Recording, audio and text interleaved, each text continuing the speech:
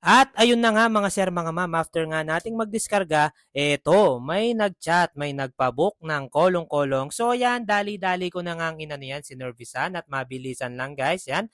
Andito na agad ako sa bahay kasi malapit lang naman yun. And after nun yan, nagkape lang ako, just breathe, sabi nga ng tasa ko.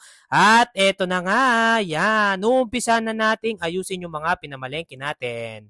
So, let's go!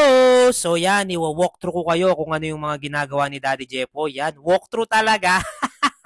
Hindi, yan, ipapakita ko sa inyo na gaano ka-basic tong mga to. After nating mamalengke at mang-grocery, ayan.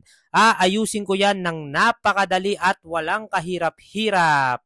Sasabihin ko na sa inyo kung ano ang sikreto at hindi ako nahihirapan sa mga ganyang bagay, guys. Nasa mindset lang naman yan.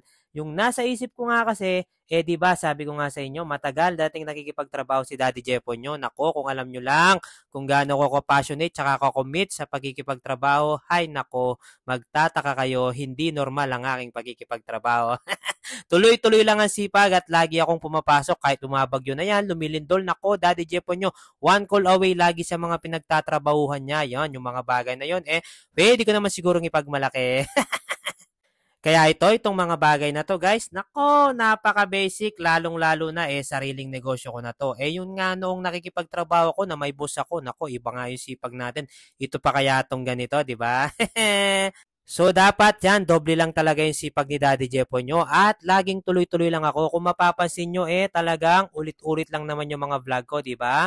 Palengke, ayos ng items, hatid yung anak ko, asikasuhin si mami, etc. etc.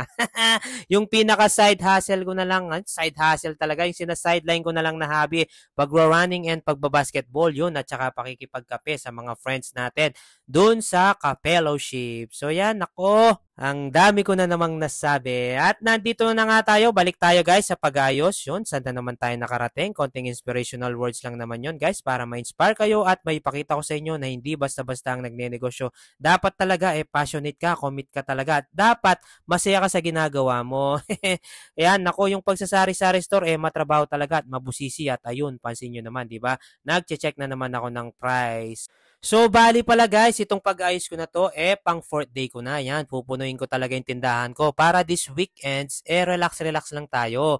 Sana nga, ano, makapag-relax talaga tayo. Pero mas maganda rin talaga kung agad maubos to guys. Why not, di ba? Ibig sabihin, malakas yung benta natin. So yan guys, pagupit-gupit lang ako ng mga spreads. And after nun, yun, alam nyo na, malapit na tayong matapos dito. Ginugupit ko na yung mga sabon-sabon. Yan, pang last talaga lagi yung sabon guys para iwas maglasa yung mga food. Kasi pag inuna natin to guys, nako, hinawakan natin yung mga food. Baka maglasa yung mga yon. At ayun lamang guys, halos patapos na ako dito. Yan, tuloy-tuloy lang Daddy Jepo nyo. At sana'y magtuloy-tuloy din kayo. At dahil nga yung tatay ko hindi pa pwedeng mag-ayos ng mga kaon-kaon. Yan, si Daddy Jepo niya titira niyan. So yun lamang guys, maraming salamat. Finger heart kayo sa akin. Bye-bye!